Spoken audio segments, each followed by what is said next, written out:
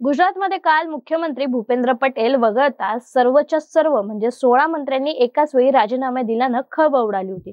मात्र भाजपची धक्का देण्याची ही नेहमीची स्टाईल असल्याचं बोललं जातंय। काल रात्री राजीनामा दिल्यानंतर आज सकाळी नव्या मंत्रिमंडळाचा शपथविधी देखील पार पडला। यात पूर्वीच्या 16 मंत्र्यांपैकी 6 जणांना पुन्हा संधी देण्यात आली आहे, तर 10 मंत्र्यांना डच्चू देण्यात आलाय। या 10 मंत्र्यांच्या जागी एकूण 16 जणांना संधी देण्यात आली आहे। म्हणजेच गुजरातमध्ये आता मुख्यमंत्र्यांसह 26 जणांचं मंत्रिमंडळ असणार आहे। यात सर्वात महत्त्वाची गोष्ट म्हणजे क्रिकेटर रवींद्र जडेजाची पत्नी रिवाबा जडेजा यांना देखील भाजपानं मंत्रिमंडळात स्थान दिले। रिवाबा जडेजा नेमक्या आहेत कोण? पहिल्यांदाच निवडून आलेल्या रिवाबा यांना भाजपाने मंत्रिमंडळात संधी देण्यामागचं काय कारण आहे, हेच आपण या व्हिडिओतून जाणून घेऊया। नमस्कार, मी कोमल आणि तुम्ही पाहतायत कार्यारंभ। गुजरातमध्ये अचानक मंत्रिमंडळात बदल करण्यामागे काही कारण सांगितली जात आहेत। त्यातलं पहिलं कारण असे आहे की गेल्या अनेक वर्षभरापासून सरकार आणि संघटनेत मोठी दरी निर्माण झाली होती। भाजपाचे आमदार आणि खासदार स्वतः सरकार विरोधी असल्याचे चित्र समोर आलं होतं। दक्षिण गुजरातला अधिक प्रतिनिधित्व देऊन इतर प्रदेशांना वंचित ठेवण्यात आल्याचा आरोप सातत्याने केला जात होता। त्यामुळे स्थानिक लोक सरकारवर म्हणजेच भाजपावर नाराज असल्याचं बोललं जात होतं। याशिवाय पाटीदार, कोळी, ओबीसी, एससी, एसटी सह इतर जातींना पुरेसे प्रतिनिधित्व देण्यात आलेले नाही असा आरोप होत होता। शिवाय सध्याच्या मंत्र्यांची कामगिरी खूपच खराब राहिल्यानं आणि ते लोकांच्या समस्या सोडवण्यात पूर्णपणे अपयशी ठरल्यानं देखील त्यांना मंत्रिमंडळातून काढण्यात आलं। नव्या मंत्रिमंडळात सरकारची कार्यक्षमता वाढवण्यासाठी तरुण आणि नवीन चेहऱ्यांना मंत्रिपदे देणे आवश्यक झाले होते। गुजरातचे मुख्यमंत्री भूपेंद्र पटेल मंत्रिमंडळात आता उपमुख्यमंत्री नेमण्यात आलाय। हर्ष सांघवी हे आता गुजरातचे उपमुख्यमंत्री बनले आहेत।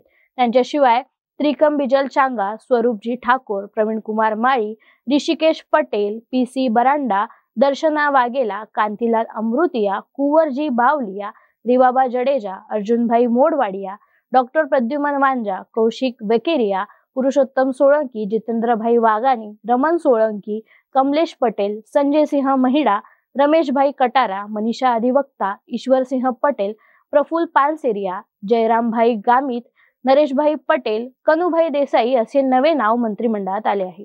असे म्हटले जाते की नवीन गुजरात मंत्रिमंडळाने जातीय समीकरणे संतुलित करण्याचा आणि लोकांचा रोष दूर करण्याचा प्रयत्न केलाय। नवीन मंत्रिमंडळात 8 ओबीसी, 3 एससी आणि 4 एसटी नेते आहेत, तर 26 मंत्र्यांमध्ये 8 पाटीदार नेत्यांना स्थान देण्यात आलंय। याशिवाय नवीन मंत्रिमंडळात 3 महिलांचाही समावेश करण्यात आलाय। त्यात भारतीय क्रिकेटपटू रवींद्र जडेजा यांच्या पत्नीचा देखील समावेश आहे। रिवाबा जडेजा या आमदार झाल्यानंतर IPL मॅच दरम्यान रवींद्र जडेजा यांना भेटण्यासाठी गेल्या होत्या। त्यावेळी त्यांनी त्यांच्या पाया पडून आशीर्वाद घेतल्याचा व्हिडिओ देखील व्हायरल झाला होता।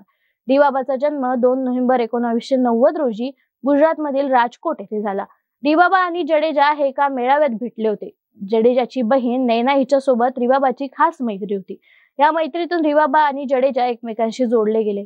पुढे हे नातं 17 एप्रिल 2016 रोजी लग्नात बदललं। 2019 मध्ये रिवाबाने भारतीय जनता पक्षात प्रवेश केला। त्यानंतर जामनगर उत्तर मधून भाजपाचं तिकीट त्यांना देण्यात आलं। त्यात त्यांनी आम आदमी पार्टीच्या उमेदवारांचा पराभव केला होता। या लढतीत त्यांना 88,110 मते मिळाली होती। रिवाबाची मंत्रिपदी नियुक्ती त्यांच्या लोकप्रियतेमुळे देण्यात आल्याचं सांगितलं जातंय। रिवाबा जडेजा यांच्या शिक्षणाबद्दल बोलायचं झालं तर त्यांनी राजकोटमधील स्वामी विवेकानंद विद्या मंदिर येथून त्यांचे शालेय शिक्षण घेतले। त्यानंतर त्यांनी राजकोटमधील आत्मीय तंत्रज्ञान आणि विज्ञान संस्थेतून मेकॅनिकल इंजिनिअरिंग मध्ये डिप्लोमा मिळवला। खरं तर ती तिचे पती रवींद्र जडेजा यांच्यामुळे सर्वत्र ओळखली जाते। रिवाबाने प्रादेशिक पातळीवर भाजपचे प्रतिनिधित्व केले आहे। त्यांना मंत्री बनवल्याने गुजरात भाजपामध्ये एक तरुण महिला मंत्र्याचा समावेश झाला आहे। गुजरातमध्ये 2022 साली झालेल्या निवडणुकीत भाजपनं 188 पैकी 156 जागा जिंकल्या होत्या। आता डिसेंबर 2027 मध्ये गुजरातमध्ये पुन्हा निवडणुका होतील। त्यासाठी पक्षाने आतापासून नव्या मंत्र्यांना काम करण्यासाठी पुरेसा वेळ दिल्याचं बोललं जातंय। बाकी तुम्हाला भाजपाचं हे धक्का तंत्र कसं वाटलं त्यावर कमेंट बॉक्समध्ये जरूर व्यक्त व्हा। व्हिडिओला लाईक करा, शेअर करा आणि कार्यारंभच्या चॅनलवर नवीन असाल तर सबस्क्राईब करायला विसरू नका। धन्यवाद।